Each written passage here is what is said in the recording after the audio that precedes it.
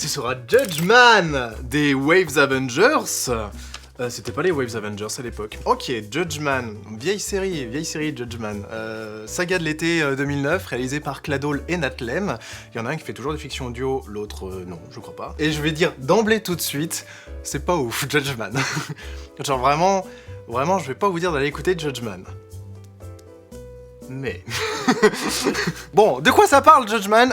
Concrètement, c'est un peu DC Comics en saga MP3. Ça raconte l'histoire de Gordon Pains, qui a une capacité qui est de voir le karma des gens, donc de savoir s'ils ont fait des choses bonnes ou mauvaises, et s'ils les ont fait pour de bonnes ou mauvaises raisons, ça a un impact.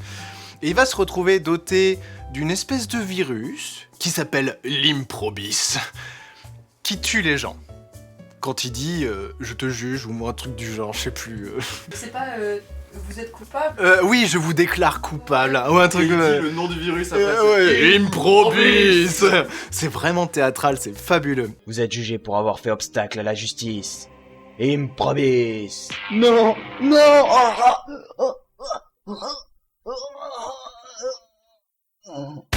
Il y a également un autre virus qui se balade. Pour chaque personne que Gordon Pace va tuer, l'autre virus va tuer un de ses proches. Donc il peut pas non plus tuer à tire-larigot comme ça, en mode allez vas-y, let's go répandre la justice. C'est un mec genre, il est lassé de la justice. Cette justice qui ne juge pas.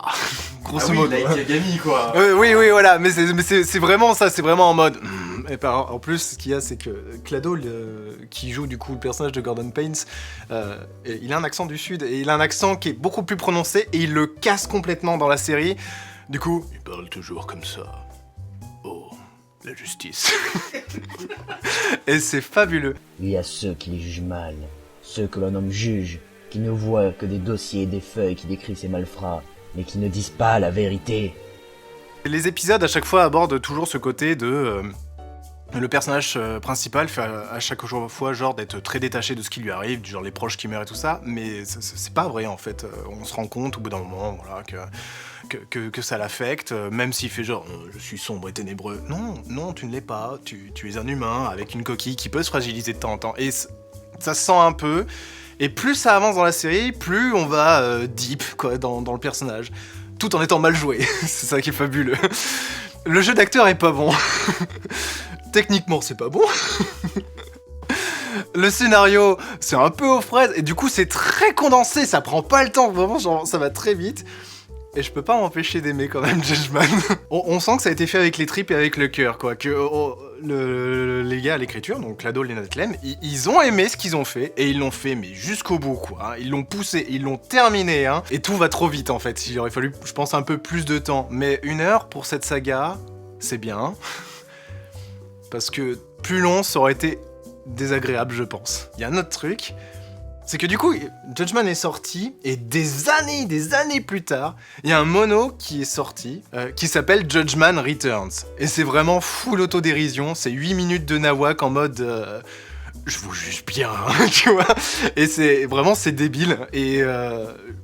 J'irai juste pour le mono, en vrai, ça vaut presque le coup d'écouter la série, mais je peux pas infliger ça. Hein. Ah, clairement pas. Je peux pas vous dire, allez écouter Judgman.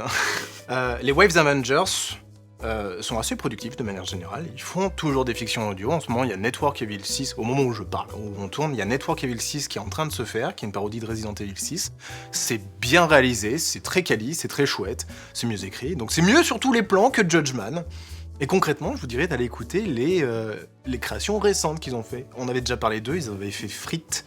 Et Frites, pareil, ça s'écoute très bien, c'est très chouette. Mais, si jamais vous êtes un peu curieux, et vous avez envie de vous dire à quoi ça ressemblait une saga de l'été de 2009, vous pouvez tester, hein, à vos risques et périls. Mais là, si vous avez envie de pousser le vice jusqu'au bout, écoutez aussi le mono qui va derrière. C'est vraiment, juste pour ça, c'est somptueux. Sinon, n'écoutez pas.